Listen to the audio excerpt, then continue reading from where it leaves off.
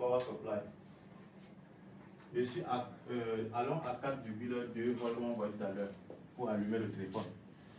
Quand je vais connecter comme ceci, ça signale la charge, ok? Bon, allons peut-être à 3,8 volts. On connecte comme ceci. Ça ne voit pas la charge. Donc ça n'a pas détecté. Ah, l'écran, j'ai oublié que l'écran est allumé. Mais ça n'a pas détecté la charge. Mais quand je pars à 4,2, je connecte, ça détecte la charge. Mais normalement, c'est parce que iPhone, il veut dire les 16 commencent, ils sont devenus un peu plus intelligents. Normalement, à 4,2 volts, on ne charge pas. Pour que le téléphone charge, dans les normes, vous devez passer à 5 volts sur le power supply. Vous connectez, c'est à 5 volts que ça détecte la charge. C'est pour cela que peu importe les parties des charges que vous voyez là, tous les blocs déjà, vous voyez là, on écrit toujours dessus 5 volts, 5 volts, 5 volts, 5 volts. Ça passe la ligne? Oh, non, ça va. Les lignes de la charge, que ce soit votre chargeur, que ce soit n'importe quel chargeur, ça utilise à 5 volts. C'est qu'il y a des téléphones aujourd'hui qui utilisent jusqu'à 9 volts. Mais c'est même ces téléphones qui supportent la 9 volts. Avec les chargeurs 5 volts, la charge sans problème. Donc c'est pour d'abord vous rappeler que la charge a besoin d'une tension de 5 volts pour qu'elle soit démarrée. Voilà.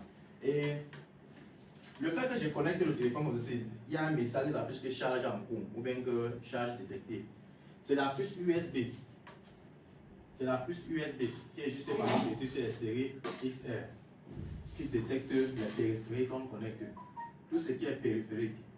Quand on branche, on déconnecte.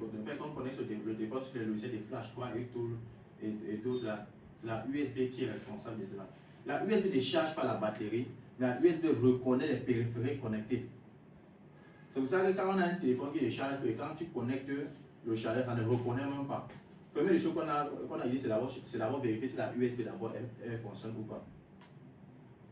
Donc on se sent toujours à USB. La USB, c'est la première des puces qui s'endommage toujours sur le téléphone. Parce que tout à l'heure, je vais faire le schéma de charge, vous allez voir. Parce que c'est la USB qui vérifie l'authenticité du câble.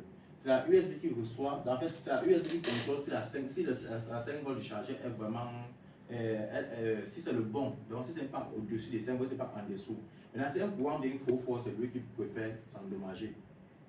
Donc la section de charge en lui préfère s'endommager.